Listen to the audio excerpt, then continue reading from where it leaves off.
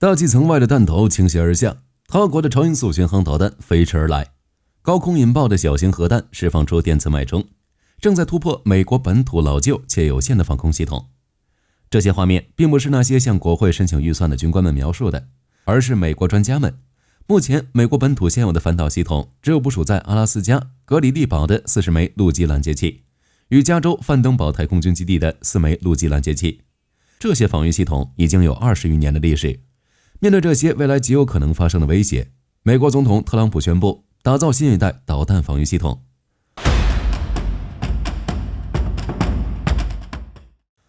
2025年5月20日，特朗普宣布，美国将花费1750亿美元打造本土新一代防空系统，代号为金琼导弹防御系统，3年内实现全面运转，意在保护美国本土免受巡航导弹、弹道导弹以及高超音速武器的袭击，同时还将保卫前沿部署的美军部队与盟友。铁穹防御系统从服役到现在的表现可圈可点。根据以色列公布的信息，从2005年部署开始，铁穹已经拦截了2000余枚火箭弹和各种炮弹，拦截成功率超过 90%。 值得一提的是，以色列在研发铁穹之初就非常重视低成本，拦截弹单价不到15万美元，与美军动辄数十上百万美元的拦截弹相比，已经低了很多。而在本次以哈冲突中，以色列国防军发表声明称，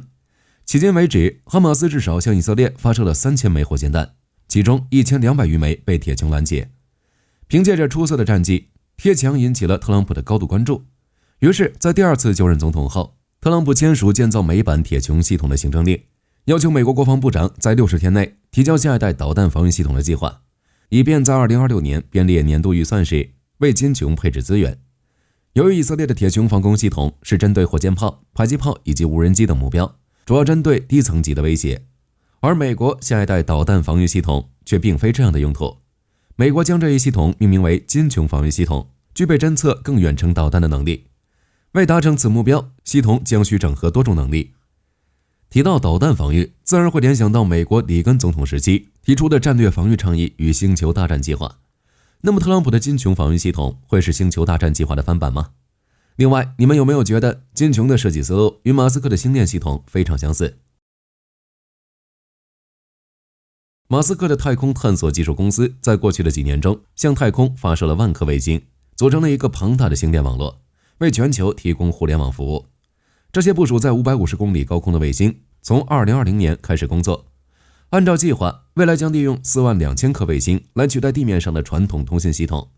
从而在全球范围内提供价格低廉、高速且稳定的卫星宽带服务。而金穹防御系统与星链是同一种逻辑模式，只是功能上有所不同。从美国目前防御的规划来看，金穹防御系统将部署在太空，由数百颗探测卫星与攻击卫星组成，前者负责定位导弹与海陆空发射基地，并在导弹发射后对其进行精确追踪，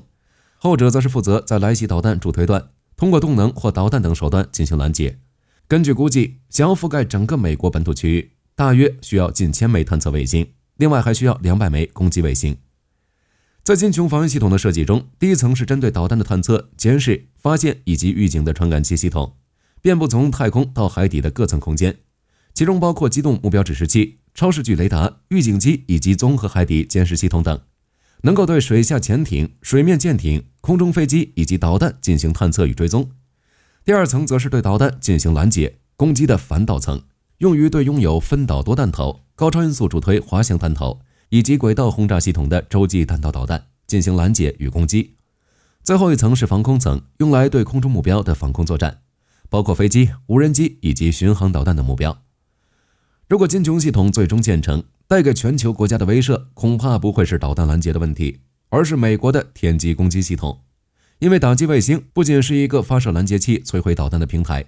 还可以通过自身的快速机动撞击来袭导弹的自杀式平台。由此推理，这些卫星是不是也可以通过快速机动对地面目标进行打击呢？如果金穹与星链组合起来，是不是也能造成更大的威慑？要知道，美国若是通过星链为金穹提供数据传输，将会为这套系统赋予更大的优势。显然，金穹防御系统是一套遍布多维空间的系统，覆盖海陆空天等多维空间，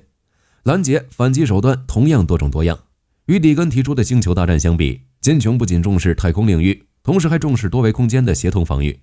不仅是为了保卫美国本土免受巡航导弹、弹道导弹以及高超音速导弹的袭击，同时还将保卫前沿部署的美军部队与盟友。毕竟美国驻军遍布全球，在这个情况下，美国单独建设金琼并将盟友摘出来的可能性并不存在。但美国的导弹防御系统，包括防空与反导，不是一直很厉害吗？比如在海湾战争中，拦截飞毛腿的爱国者防空系统已经让外界认为美国防空反导系统几乎没有敌手。又或是前些年一直处于舆论漩涡的萨德系统，特朗普为什么会在推行减税、外贸加税，同时削减美国政府预算的情况下，耗费巨资研发金琼防御系统呢？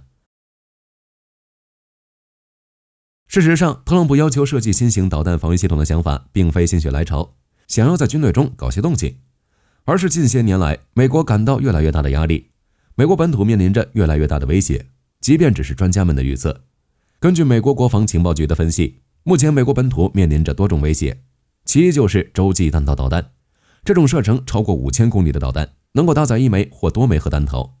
而在世界范围内，有多个国家装备的洲际弹道导弹都能直接打击美国本土的任何区域。其二是潜射弹道导弹，同样具备着相同能力。其三就是高超音速武器，速度达到5马赫，并能携带核弹头或常规弹头，能从海陆空多种平台发射。其次就是对陆攻击巡航导弹，具备较低的信号特征，可以在飞行过程中进行大规模机动，部分导弹的速度甚至可以达到高超音速。比如俄罗斯目前就能从海陆空发射巡航导弹，对美国本土大部分地区进行打击。最后就是部分轨道轰炸系统，这同样是一种洲际弹道导弹。与传统洲际导弹相比，飞行时间大大缩短，甚至可以通过飞越南极，避开预警系统与导弹防御系统。反观美国本土，攻击手段充足，但防御手段却有些不足。本土现有的弹道导弹防御系统，包括主要部署在阿拉斯加格里利堡的40枚陆基拦截器，以及加州范登堡太空军基地的4枚。该系统已有20多年的历史，且无法有效应对高超音速导弹的袭击。此外，美国还有爱国者与萨德防御系统，其中爱国者主要拦截飞机、战术导弹以及低空巡航导弹，拦截距离与高度都不超过100公里，是一种侧重于近距离快速响应、拦截的防空系统，主要用于野战防空反导。萨德则是针对高空飞行的弹道导弹，可以在中远程导弹的末端飞行阶段进行拦截，拦截高度可以达到180公里，拦截距离超过300公里，特别擅长在导弹末端飞行阶段进行拦截，主要用于要地防空反导。当然，在海基方面，美国还拥有大量装备宙斯盾系统的水面舰艇。2024年4月，美国导弹防御局还表示，将对宙斯盾系统进行集成太空目标跟踪能力 IDE 改造。值得注意的是，这些防御系统都是独立开发、各自为战的系统，相互之间并没有网络连接。在现代条件下，显然无法应对高超音速导弹、中远程弹道导弹以及无人机群等复合性空中威胁。在这种情况下，金琼的设计理念就非常符合美国需求。按照美国太空作战部长的说法，金琼并非一个单一计划，而是由多个系统组成的体系，不仅会整合爱国者、萨德以及宙斯盾等防空反导系统的设备与技术，同时还将构建包括新型预警探测卫星、预警机以及海基雷达网等侦察探测网络，并部署从太空到深海的火力摧毁网络。简单来说，金琼防御系统就是为了实现防空反导，从导弹对导弹的点对点探测、拦截、摧毁，